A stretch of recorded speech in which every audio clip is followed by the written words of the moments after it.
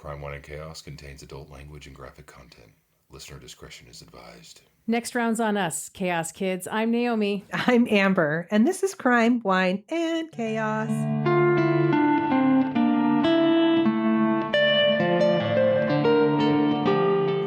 Next round's on us. Ooh, round of what? Chaos. Oh, always. Always. We got you. That's we right. got you. Always chaos here. Hello. Hi, sister. Hi, What is sister. going on? Oh, thank you for asking. Nothing. I just got done working my other job. And, I've got my glass here of Prosecco that's very flat because it was left in my fridge from Thanksgiving. Our other sister brought it over. Shit. Now it's just a glass of syrupy something. It's like 3 weeks old. Listen, I hate opening a bottle when it's going to go bad because I'll have a glass, So Better to just have 3-week-old Prosecco instead. That's right. So that's what, Okay. That's the level I'm operating at today. What about you? What about you? Well, besides the fact that weirdness is going on over here on my end, I'm fine.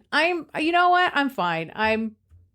I have nothing to report. We had Prono Pups again. That was nice. Yeah, we did.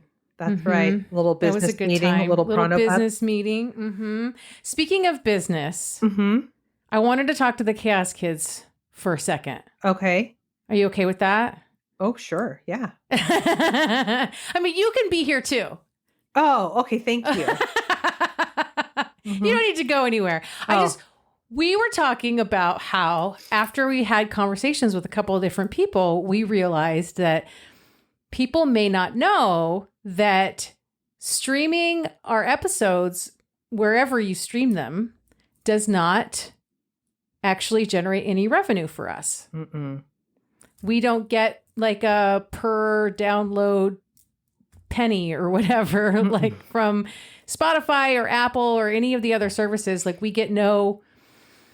It's not like with the artists and their songs where they get a certain amount per stream or per play. We don't get that. We pay to be on those platforms. Correct. And so we're not, unless we have advertisements in our show, which we don't, then we aren't making any money off of any of the streaming that is happening. So that is why we have the Patreon. And that is why we keep encouraging people to go to the Patreon, because that is the only way currently that we have to earn any money for the work that we do. Correct. Correct. Those are all true.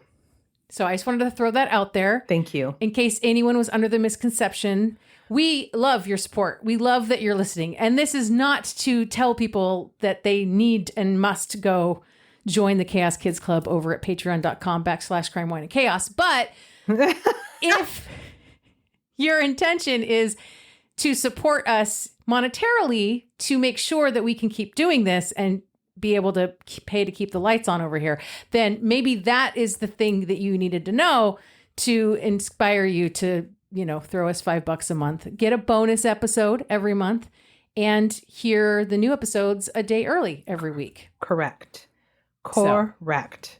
That was a good PSA, sister. Thank you. Hey, thank you. You're welcome. Let's just get into it then. You already know I'm drinking flat Prosecco. We don't need to do all that. We don't need to talk about that ever again. Mm-mm. Ever again. No. Although it is now recorded for posterity. We'll know forever and always that it did happen. Yeah. I mean, it's not something I wouldn't fully own. That happened. We don't need to revisit this. Let the record show. Oh, yeah. It's happening. All right. Do you want a crime? I mean, that's what I'm really here for. Oh, okay, great. How about we go to 1996 to a town in Georgia called Santa Claus. Oh, also 1996 is the year I graduated from high school. I love a good throwback to the 90s. Man, what a great decade. What a great decade. It had its highlights for sure. For sure. Okay, so yeah, there's an actual town called Santa Claus. The streets are named after Christmas things like Sleigh Street, Noel Street, and Rudolph Way. Okay. It's a touristy town, and they obviously go all out for Christmas. Like year round. Yes. Uh-huh. Mm-hmm. Okay. And the town slogan is the town that loves children. That's That if that's taken the wrong way, it sounds real bad. sounds real bad.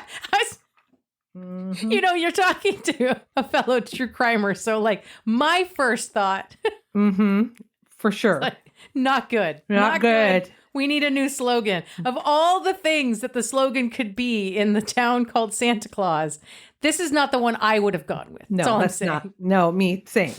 I wouldn't be in a town called Santa Claus, so let's start there. Let's just start right there. Anyway. Georgia? Did you say this is in Georgia? Yep, it's about Okay. 90 miles north of Atlanta. Okay. As of 2020, the 2020 census, the population in Santa Claus was 204. Oh, holy shit. It is a tiny town. Yeah, I sort of get like Leavenworth vibes a little bit, only Christmas themed, you know? Uh-huh. Yeah. Uh-huh. So people leave their Christmas decorations up year round, but Santa Claus is located in Toombs County, which has a high rate of poverty and crime. Mm-hmm. The crime rate is twice the national average. Wow. I know. Okay. In 1941, a pecan farmer was trying to get his roadside stand notice so that people would stop by and, buy his pecans. So he named his pecan stand, or his farm rather, Santa Claus. Okay. And slowly other residents and town officials started to follow suit, naming streets, like I said earlier, and keeping Christmas decorations up. And pretty soon, the little town of Santa Claus evolved. Got you. Yeah. So 40-year-old Danny Daniels. Sorry. If your last name is Daniels, don't name your child Daniel. Don't do that. If it's Robertson, it's not Robert. Don't do it. God. My former coworker, Renee, she used to make me laugh so hard because she would get like mad about silly things. And one time she was like, this guy's name is fucking Harry. She was mad about it. Very hairy man. Harry. Made me laugh so hard. Okay, so Okay. Danny Daniels was born and raised in Santa Claus. He and his wife, Kim, had a blended family. Danny was a mail carrier and had a daughter from a previous marriage. And Kim had a very traumatic past. At the age of 3, her father was murdered, and Kim went into foster care after her mother abandoned her and her siblings. Wow. I know. That is a very traumatic past. Also, this is the second murder you've told us about in like the last few weeks where the husband in the events is a mail carrier. That's right. Okay. Sorry. Patterning. That's right. So she went to foster care after foster care, and she finally ended up in a loving family in her teenage years. But all of the years leading up to that, she suffered neglect and abuse in a very fucking broken foster care system. And this is all in Santa Claus. In Georgia. Oh, in Georgia. Okay. In fact, the foster care system in Georgia is considered to be one of the worst in the country. Yeah, that tracks. Yeah. As a child, Kim had been through 52 different foster homes. Holy shit. I know. That is insane. 52 different homes. I can't even imagine. No. This poor woman. She turned to drugs and alcohol in her late teens, and she did eventually get treatment. But by the time she did, she had already had 3 children of her own that had been placed in foster care. Ugh. This is the cycle. This is how the cycle happens. She actually had 4 children, but her oldest daughter, Brandy, was from her very first, very young marriage. And when her and that husband separated, her ex-husband got full custody. Yeah. So she's got 1 with dad and 3 in foster care. Right. Then she had a second daughter, Amber, in 1986, and then twins, Bryant and Brooke, in 1989. So the father of those 3 left right after the twins were born, and CPS came in shortly after and took those 3 kids away. This was while she was still using. Yes. Yeah.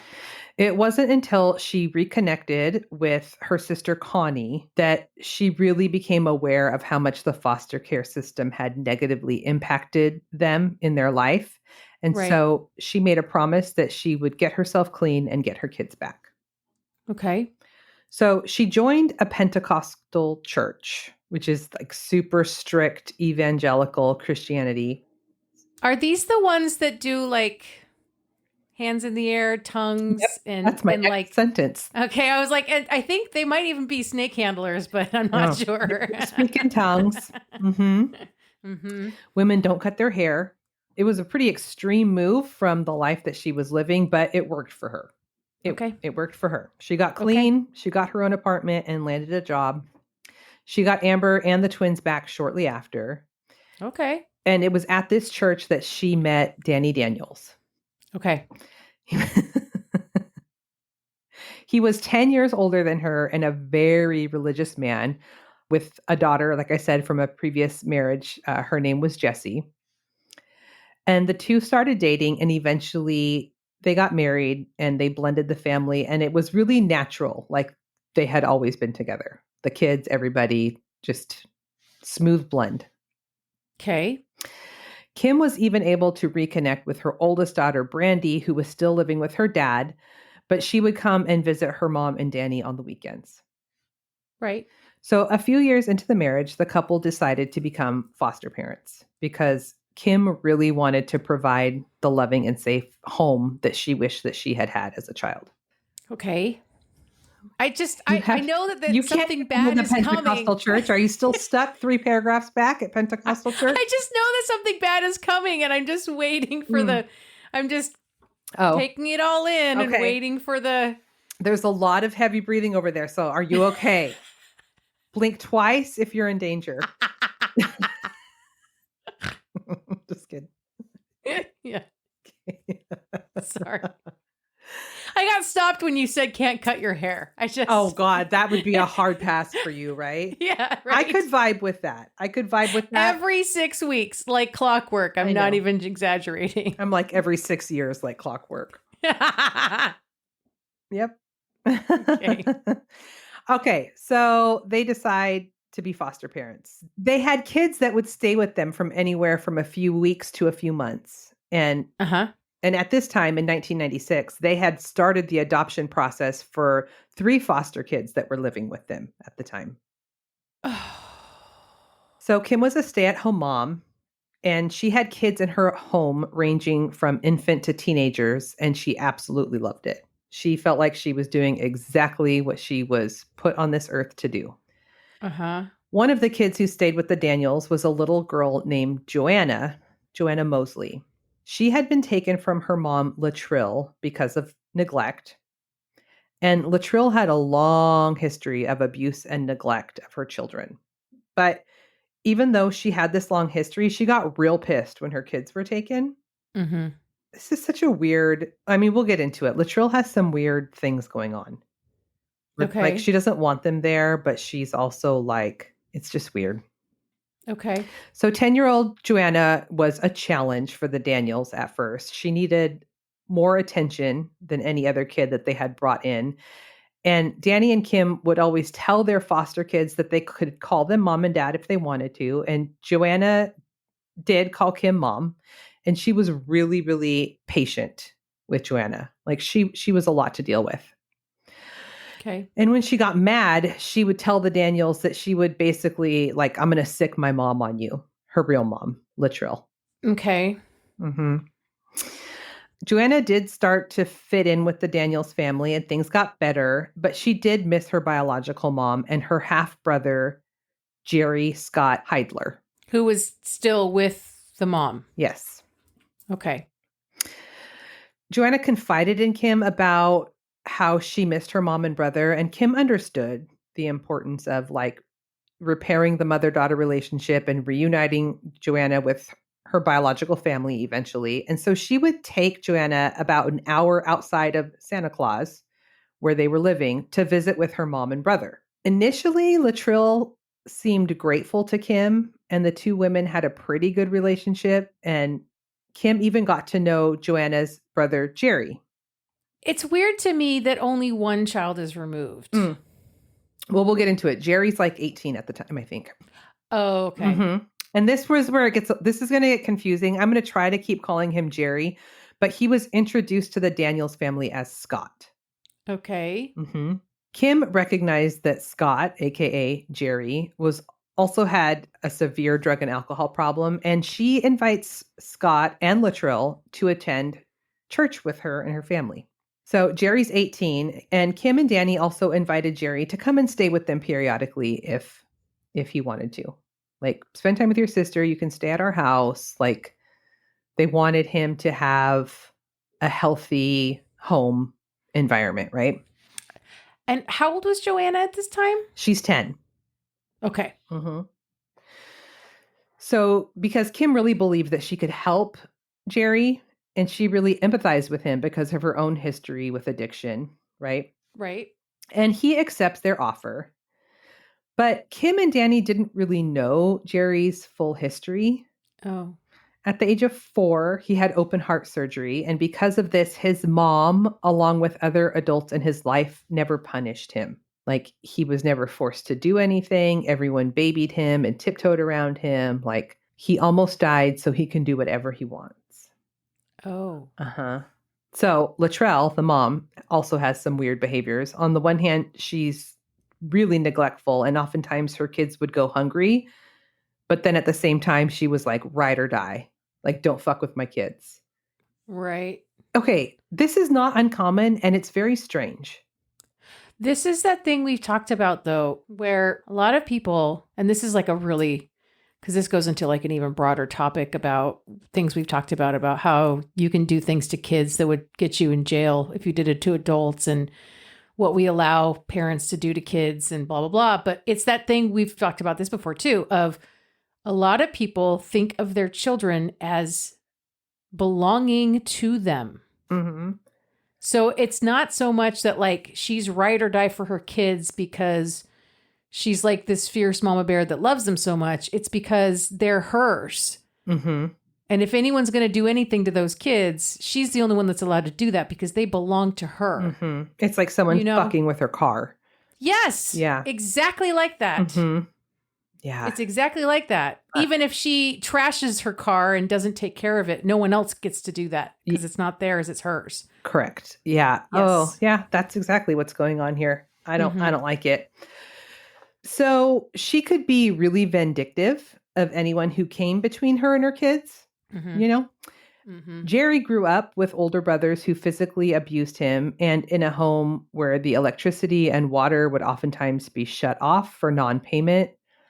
Right. And by kindergarten, he was already acting up. He was held back in kindergarten and in first grade.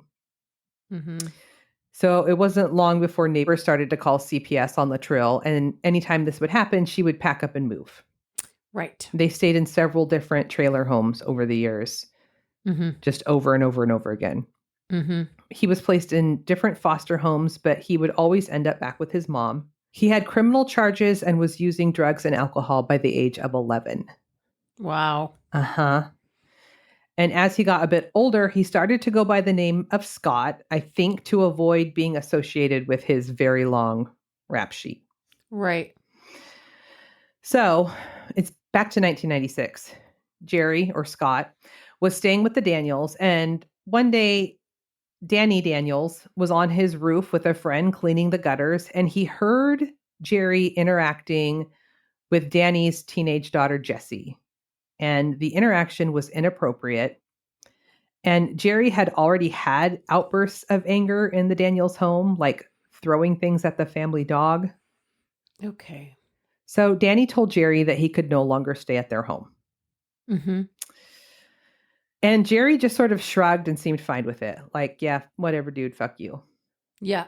So, but Latrell was pissed that this family had turned their backs on her sweet baby boy. Her sweet baby boy. Mm-hmm. Yeah. Yeah. She felt like they believed that they were high and mighty and better than her, and she was pissed. Right. So at one point, she even drove over to the Daniels home and like did donuts on their front lawn. Okay. Again, this is not the first story where you've told me about someone being angry at somebody in the story and coming over and doing donuts. That's right. That was the story with the weird club and the circle of punishment or the wheel of punishment. Elm Street? Street, yeah. The Elm Street murders. Yeah. They did donuts too. Mm-hmm. So over the next year, Jerry would see the Daniels from time to time in town, and he just acted like he didn't know them. That's fine. Yeah. Mm-hmm. He was using drugs and alcohol heavily and was basically couch surfing and like roaming the streets for drugs. I'm not sure that you're going to find that in Santa Claus. I'm not sure. I mean, I don't know. I mean, drugs are everywhere. They are. I just imagine like roaming the streets of a Christmas town in search of drugs. I don't know. It's odd. You don't know about the seedy underbelly, the dark side of Santa Claus. I clearly don't. There's also only 204 people there. So it's like, yeah, you already came to my house, Jerry. Keep circle back. Right. Yeah. So he was also never employed and was arrested for various things during the year. By December of 1997, Kim is getting ready for Christmas, and she always put a lot into Christmas, like really making sure it was special for the kids. I mean, they live in Santa Claus. Yep. There's no other way it's allowed to be done. Oh, we don't celebrate. Sorry. Can you imagine? No. That would be awesome. It's like real estate is just cheap here, but we're Jehovah's Witness. We don't do that. We don't observe that holiday. No. So she would hide presents in the attic. So she was pulling those out and putting them under the tree. Mm-hmm. There were 7 kids in the home at the time. Danny and Kim's 4 biological children, blended biological children, plus the 3 foster kids that they were in the process of adopting. Still. Yeah. It's a long process. It's a long process. And those kiddos were 8-year-old Amanda, a 4-year-old boy named Corey, and 10-month-old Gabriel. Okay. So Jerry is roaming the streets of Santa Claus and ends up at the home of Mr. Johnson, who was an older man in a wheelchair who welcomed basically any company. He always kept his fridge stocked and he had a pool table. Jerry stayed and visited until 8 p.m. when it was time for Mr. Johnson to go to bed. Mm-hmm. Then Jerry went on to drink heavily with another friend that night. And after they parted ways, he went back to Mr. Johnson's house and broke in. Yeah. He stole the keys to his car along with a small amount of cash, a gold chain, and Mr. Johnson's social security check. Okay. Mm-hmm. He got into Mr. Johnson's car and headed to the Daniels home. When he got there, he sat on their front porch and drank a few beers. He then went and got a stepladder from the shed and took it to the bathroom window.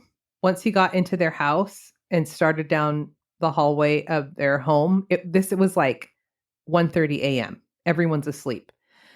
He smoked 2 cigarettes in the dining room and put them out on the carpet. Nice. Yeah. Then he goes to the Daniels gun cabinet. So it's December 3rd, 1997, and it happened to be Kim and Danny's 5th wedding anniversary. Okay. I know. Jerry took the double-barrel shotgun and walked into the couple's bedroom and opened fired.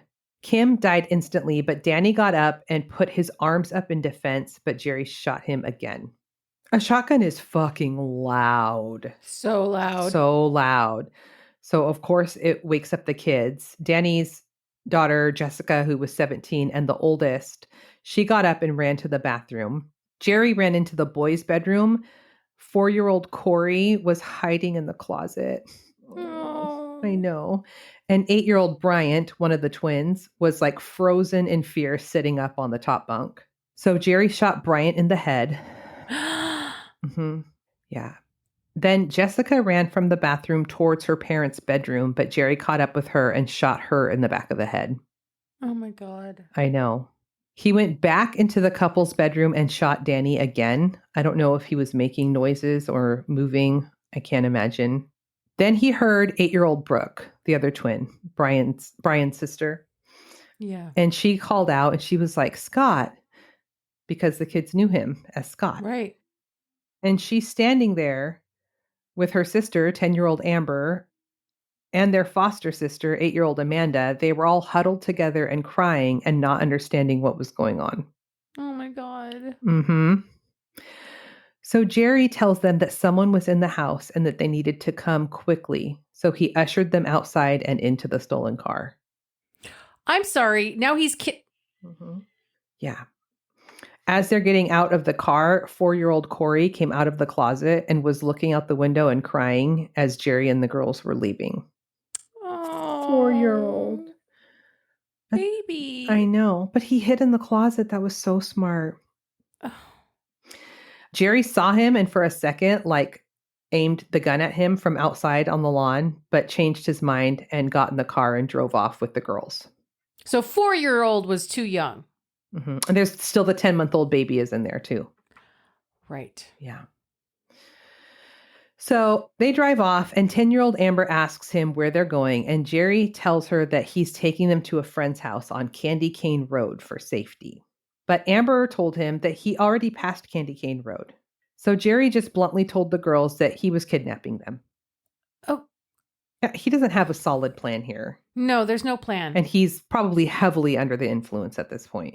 Yes. Mm-hmm. He drove until he got to the bridge over Altama River. The girls were crying at this point and asked him to get rid of the gun because it was scaring them. And Jerry actually did get out of the car and throw the gun over the bridge. Oh. When he wasn't looking, the girls tried to run, but Jerry caught up to them. He grabbed them and brought them back into the car. Once inside, he sexually assaulted Amber and then started to sexually assault Amanda, but stopped. He then took them out of the car and put them on the side of the road and drove off. It's 40 degrees outside, and the 3 little girls all held hands and ran down the road. Oh my God. I know, these babies. They stopped at the first house that had lights on, and the man and his wife wrapped a blanket around the girls, brought them inside, and called the police. The girls managed to tell the police where they lived. They lived on Dasher Street, and that they had been kidnapped by someone they knew named Scott. Yeah. When the police arrived to the Daniels home on Dasher Street, every light in the house was on, which was something that Jerry had done before he left. Okay. The front door was open, and little Corey was in the front room crying and saying, "Mommy and Daddy are dead." Oh. I know. Wait, was Joanna one of the 3 girls that he kidnapped? No. His sister wasn't there anymore. She had stayed with them briefly, but she wasn't. Got you. Mm-hmm, yeah. Then Corey said Brother Guy killed them. He's 4. He's 4. So Guy was Danny's best friend and the one that was on the roof cleaning the gutters with him when he saw Jerry being inappropriate with his daughter. Right. And I think that was the only other person who Corey had ever seen with a gun. And he was just little and scared, and that's what he said. So police walk through the home and first go into the boys' room where they find Bryant dead on the top bunk. They then went into the couple's bedroom and found Danny and Kim dead, and 10-month-old baby Gabriel was next to the bed crying while a radio alarm was blasting. Oh my God. Mm-hmm. So the officer picked up baby Gabriel and Corey and took them out to the squad car while he called for backup. By 11 a.m., when the police talk with the girls, Amanda is able to tell them that it was Scott, who put them in the car and did the bad stuff. All 3 girls had the same story, and all 3 were able to actually pick Jerry out of a photo lineup. Mm-hmm. Yeah.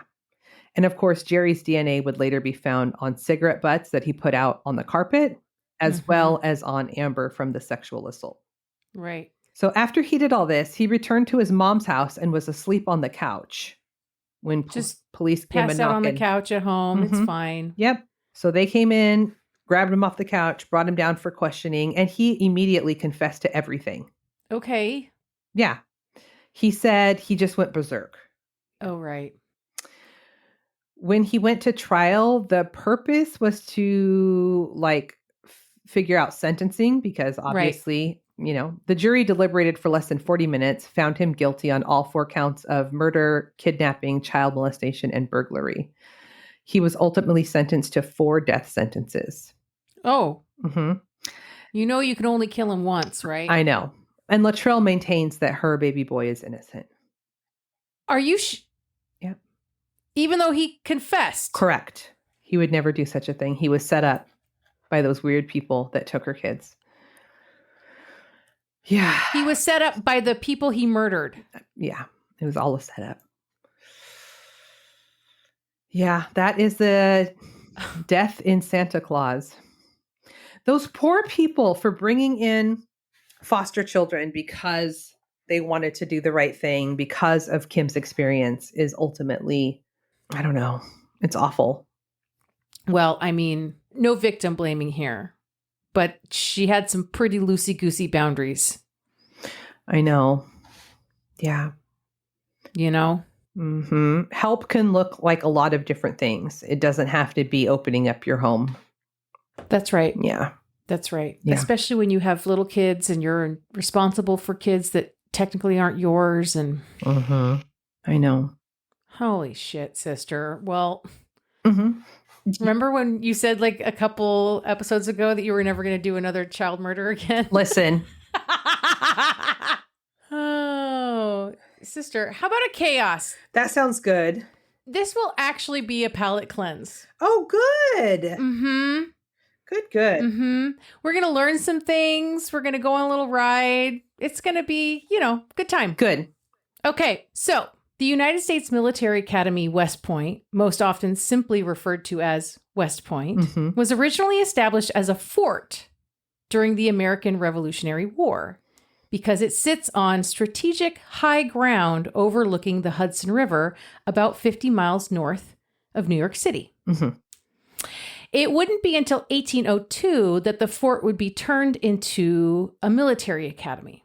It is the oldest of the 5 U.S. service academies and educates cadets to become commissioned officers into the U.S. Army. They get a Bachelor of Science degree with a curriculum in a broad academic program, military leadership, and mandatory participation in competitive sports. Oh, mandatory participation? Mandatory. Oh, okay. In order to get in, candidates have to apply directly to the academy and have a nomination, usually from a member of Congress. Wow. Other acceptable sources of nomination are the president or the vice president of the United States. Jeez. So these officers in training are called cadets, or as a group referred to as the United States Corps of Cadets. Their tuition is fully covered by the Army in exchange for an active duty obligation once they graduate. There's typically at this point now about 1,300 cadets that enter each July, and about 1,000 of them actually graduate. Mm-hmm. Some of the traditions of West Point have influenced other institutions, mostly because of its age and probably because of its supposed elite status. West Point is where we get class rings, and its technical curriculum became a model for engineering schools. It was the first college to have an accredited civil engineering program. Oh, also, sorry, side note, this is where Maura Murray attended school. Yes, it is. Yeah, it's like really kind of bougie, right? Yes. Mm-hmm. Okay. So between the men's and women's teams, they have 24 NCAA sports teams. Okay. They are the top producer of Marshall and Rhodes Scholars, and their alumni are collectively referred to as the Long Gray Line, which includes 2 U.S. presidents, a few decorated generals, presidents of Costa Rica, Nicaragua, and the Philippines, and of course, Crime, Wine, and Chaos alum Edgar Allan Poe. Crime, Wine, and Chaos alum. That's right. So while it was founded in 1802, it wasn't until 1817 when Colonel Sylvanus Thayer became superintendent and established the curriculum, elements of which are still in use today, that it became what it's known as, or started to become what it's known for. Mm-hmm. Prior to his arrival, it was nothing more than a few ramshackle buildings with like 10 cadets taught by 3 teachers, and students were admitted at any point during the year, and admissions standards were laughable. Okay. After the War of 1812, the U.S. military failings inspired Congress to spend more money on the academy. Thayer instituted strict disciplinary standards and set the course for the academic study, emphasizing honorable conduct. Thayer is known as the father of the military academy, and founding the school as one focused on engineering produced graduates who gained recognition for engineering the bulk of the U.S.'s first railway lines, bridges, harbors, and roads. Wow. Until 1824, it was the country's only engineering school. Really? Yes. Wow. Okay. So in 1826, Westpoint was 24 years old and pretty well established by this point. Thayer was superintendent with faculty and staff numbering about 36 with 4 recognized departments: math, engineering, natural philosophy, what is now considered like physics, chemistry, and life sciences, and military tactics. With Thayer's codes of conduct, alcohol at the academy was strictly prohibited, along with drunkenness and intoxication, both of which could lead to expulsion. Oh, sounds like a fun college. Tobacco use and gambling could get you demerits, minor incarceration, or loss of privileges. And of course, this didn't stop the cadets from drinking. The rule only applied on school grounds or on academy grounds. And there were taverns just outside of that they could go to. And as the end of December of 1826 approached, the cadets were looking forward to celebrating Christmas with a long-standing tradition of drinking eggnog.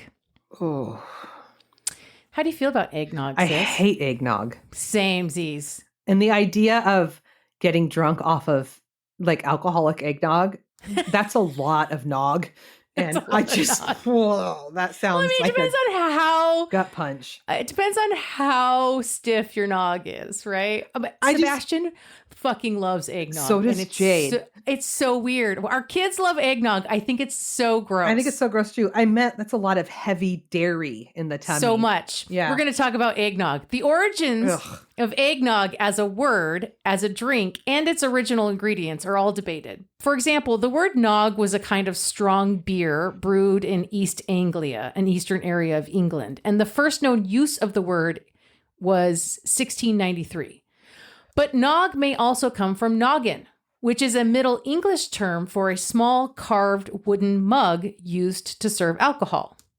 It's not your head? No. Oh, okay. Posset, which is a curdled beverage of milk and either wine or ale, was popular in Britain and may be the precursor to eggnog. Some monks would add eggs and figs to posset. This was also called an egg flip, based on the action used to mix the ingredients by flipping or rapidly pouring the mixture between 2 pitchers. Okay. One dictionary actually credits eggnog as an American invention sometime between 1765 and 1775. And while everyone who cares about these things debates the exact origins of the word and this drink, most agree eggnog is directly descended from posset. Can I ask a really dumb question? All questions are, bring them. Okay. Is it raw egg in there? Is that what's happening? And why Yes. is that safe? I can't answer the second part of that question. Okay. Okay, great. Yes, it is raw eggs. Ugh. The drink was originally popular among the very wealthy. Milk, eggs, and sherry were foods of the wealthy. So eggnog was often used in toasts to prosperity and good health. Those who could afford milk and eggs and costly spirits mixed the eggnog with brandy, Madeira wine, or sherry, a drink very similar to the modern alcoholic eggnog. Okay. The drink crossed the Atlantic to the British colonies during the 1700s, but brandy and wine were very heavily taxed. So rum, coming from the transatlantic slave trade with the Caribbean, was a cheap substitute for the more traditional and expensive alcohol typically used in eggnog. George Washington's kitchen slaves served an eggnog-like drink to visitors, which included rye whiskey, rum, and sherry. The recipe was as follows. Are you ready for this? I don't You're not ready know. for this. Mm-mm. 1 quart cream, 1 quart milk, 1 dozen tablespoons of sugar, 1 pint brandy, half a pint of rye whiskey, half a pint of Jamaican rum, and a 1/4 pint sherry. Oh, God. Mix and cook the liquors, then separate the yolks from the whites of the eggs. Add sugar to the beaten yolks. Add the milk and cream, slowly beating. Then separately, you beat the whites of the eggs until stiff and then add slowly into the mixture. You fold the egg whites into the mixture. Then let it set in a cool place for several days, tasting frequently. The recipe did not specify how many eggs, but modern chefs estimate probably a dozen. That is disgusting. I'm sorry. I am sorry. That is gross. So gross. Most traditional homemade eggnog also includes some spices like vanilla or nutmeg, sometimes clove. Most often served chilled, sometimes served warmed. Oh. I think they also sometimes people put mace in there, but I think it's the nutmeg and the mace that really throws me off. Like it's the spices that are like that throw it over the edge for me. Because I was reading another article where they're saying like Alton Brown has basically said that like essentially like the ingredients for eggnog minus the alcohol or whatever, it's basically the base of like an ice cream. Yeah. Like a curd. Uh-huh. It's a curd basically. Yeah. Or like but the it's not custard. like a custard. Mhm. Yes, it's a custard. It's a custard based like ice cream. Mm-hmm. But it's not cooked egg. Well, you don't cook egg in a true custard ice cream either. You don't? I don't think so. Don't you? Because when I've done like creme brulee, I whisk the egg over like the double thing. Creme brulee is not the same as what you use to make ice cream. I need to understand how it's safe. Well, you know what? The thing is that like the only reason you're used to it not being safe is because of factory farming and the possibility of salmonella. Oh, yeah. Okay. All right. Other than that, like eating raw eggs is not dangerous for you. Okay. It's not like eating raw chicken. Gotcha. You know what I mean? Yeah. Okay. So by the early 1800s in America, there were a very large number of dairy farms, which made the ingredients for eggnog previously reserved for the wealthy quite accessible to everyone. Mm-hmm. And that, along with the cheaper liquors, meant that eggnog became a Christmas time beverage that most people could enjoy. Mm-hmm. And so the cadets at Westpoint were planning their Christmas celebration together for Christmas Eve when Superintendent Thayer let them know that their eggnog would be alcohol-free. There's a code, after all. God, what a buzzkill. The cadets didn't want to hear that, nor did they want to follow those orders. So 3 of the cadets went into Martin's Tavern on the evening of December 22nd, where they almost got into a fight with the owner of another tavern because the cadets were trying to get whiskey back to Westpoint.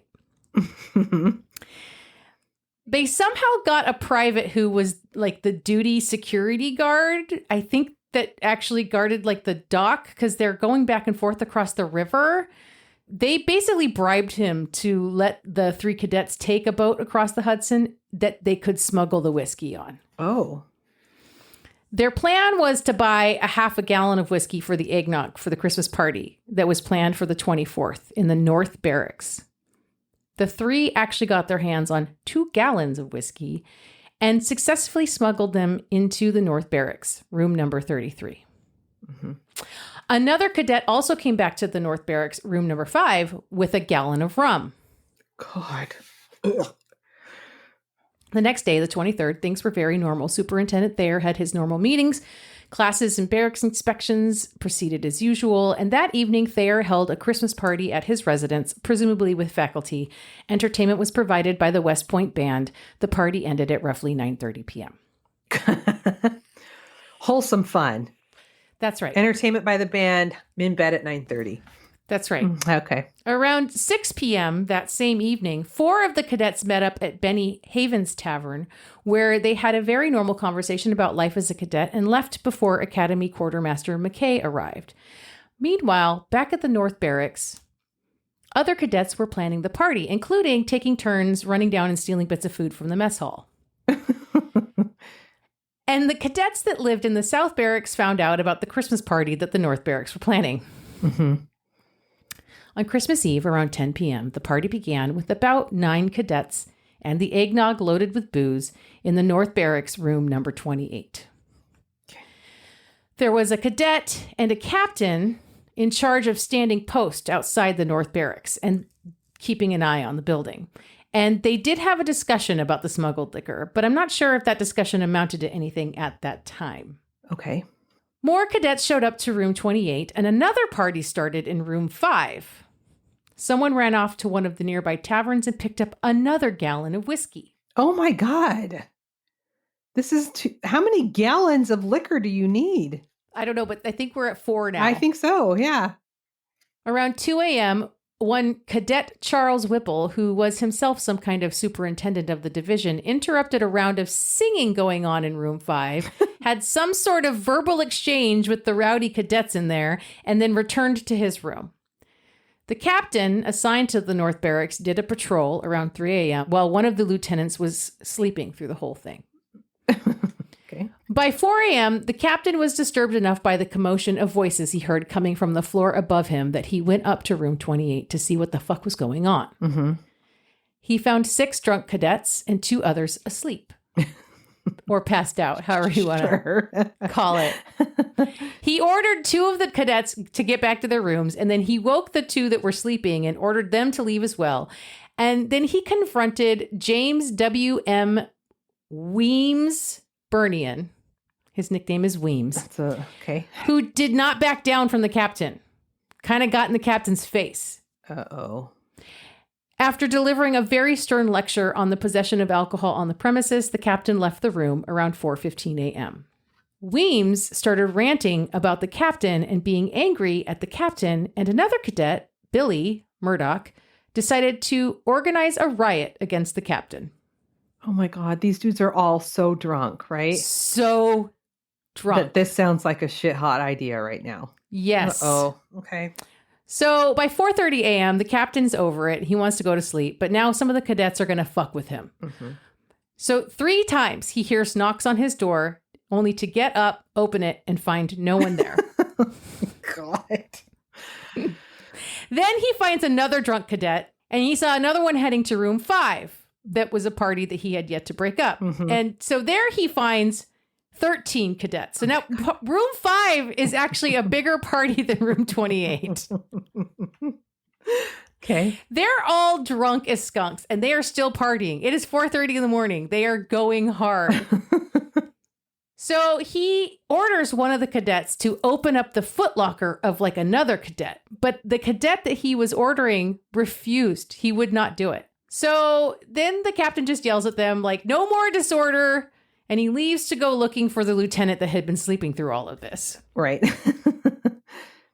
So it turns out the lieutenant had done a stroll around the North Barracks sometime between 9 p.m. and 2 a.m. Or maybe more than one. I don't know. Saw that there was partying going on and just went to bed at like 2 without doing anything about any of it.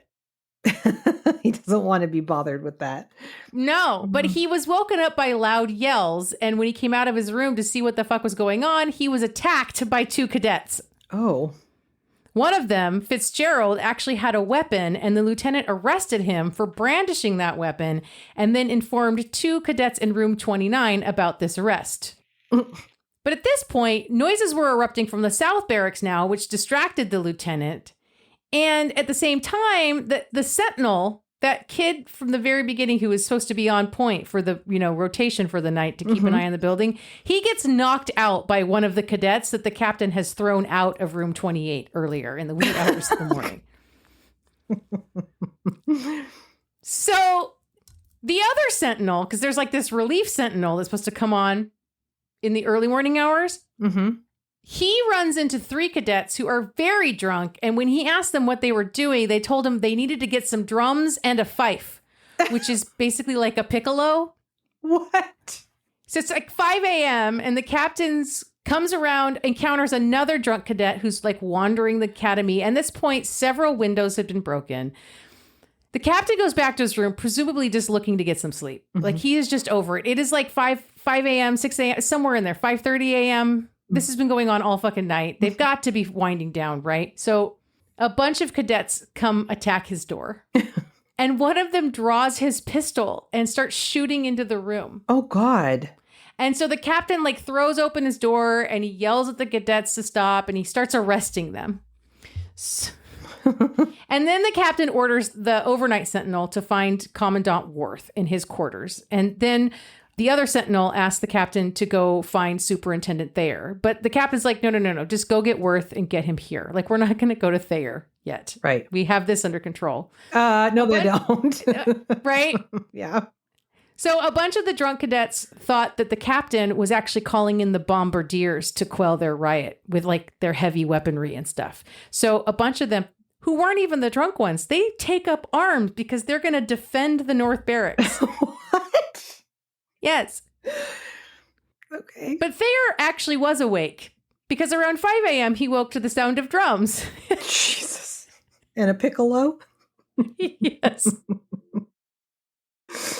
Oh. And so he ordered his aide to go get Worth because he heard all this bullshit coming from the North Barracks. All the while, the captain is working to restore order in the North Barracks, getting into a fight with one of the cadets. The guy that got knocked out woke up in the stairway where he'd fallen and just went to his room. By 6 a.m., a bunch of the non-drunk cadets are also trying to kind of calm everything down, while the main rioters are still trying to recruit more comrades to the cause, but without success. What's the cause, though? I don't know. They don't know. No one knows. Fucking eggnog. Oh. So reveille sounded at 6:05 a.m. along with gunfire, the sound of breaking glass, a bunch of cadets yelling cuss words, cries of pain, and threats to the faculty. Oh, God. North Barracks residents who were not drunk from the eggnog saw the barracks and were pretty shocked at the damage. Banisters had been ripped from stairways, along with the smashed windows with smashed furniture. There were shards of plates and dishes and cups littered all over the floor. The cadets in the South Barracks were mostly well rested, while most of the cadets in the North Barracks were pretty fucking wrecked. Mm-hmm. Some of them were still drinking in their rooms. Oh, God. Some of them, still drunk, showed up for parade formation anyway. Thayer ordered Worth to get some officers into the North Barracks and finish bringing order back to the joint. And of course, an inquiry ensued to figure out what exactly happened and who exactly was to blame. And on the day after Christmas, the 26th, 20 cadets were put on house arrest until further notice. Mm-hmm. The War Department in Washington, D.C., which I believe this would be the precursor to what we now know as the Department of Defense, Yeah. sent an order to Thayer for a court of inquiry to be assembled as soon as possible to investigate the Christmas riot. And Thayer was empowered to court-martial any cadet or other military personnel that may have been involved. Dang. In the inquiry, which included 167 witnesses, it was stated by McKay that $168.83 worth of damages had occurred, which is roughly $5,225 today. Okay. It was concluded after the inquiry that 70 cadets had been involved in the riots, and Thayer picked the worst offenders for prosecution at court-martial, those who smuggled the whiskey, the ones who incited the riots, and several others. The trials ran consecutively starting January 26, 1827, and did not end until the 16th of March. Once all of the court-martial trials were completed, Thayer sent the records to General Macomb and the Secretary of War, who then sent that on to President John Quincy Adams. Jeez. Who read the findings, made some adjustments to some of the verdicts, and the whole thing was closed on May 3rd. Okay. 11 out of the 20 tried were expelled. One, Weems, was also ineligible to serve in the U.S. military ever, which none of the other cadets received, which means they could serve, but likely never as officers. Yeah. Today, hardly anyone at Westpoint even knows about the Eggnog Riot, but when they built new buildings to replace the old ones, the Eggnog Riot informed their design. Seriously. When new barracks were built, they included short hallways that required cadets to go exit the building entirely in order to access another floor. Only one of these barracks is still standing. When they built those, they put in a measure of crowd control to make it more difficult for cadets to get out of hand and gather in large numbers. Oh, wow. Westpoint no longer has a grand holiday celebration, and where there are parties, access to alcohol is extremely limited. So the odds of a rowdy cadet, riot remains the stuff of legend. Wow. And that is the Eggnog Riot. Oh my gosh. I loved that. Where do you find this shit? I don't know. The Eggnog Riot. That one has been on my list for probably almost a year, because I'm pretty sure I stumbled upon it right after the Christmas season last year. What's the Google search that made that pop up? I need to know. I have no idea. God, that was amazing. No idea. I'm glad you liked it. Oh, thank you for that, sister. You are so welcome. Well, shit. Join the Chaos Kids Club. Do it, you guys. Just do it. You know what? You don't even have to pay to get into the club. You can just join the Patreon so that you can see what we post over there, because there's stuff that we post that isn't behind the paywall. You can stay up to date. You can talk to us over there. Yeah. So it's true. We'd love to have you. We'd love to have you. Mm-hmm. Sister, that was so fucking That was chaotic. so chaotic. I love you. you. Goodbye. Bye. Bye.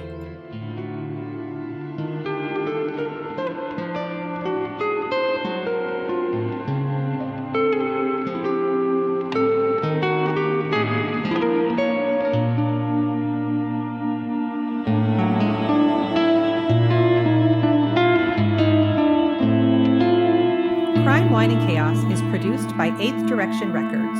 Artwork by Joshua M. Davis. Music by Paul Abner.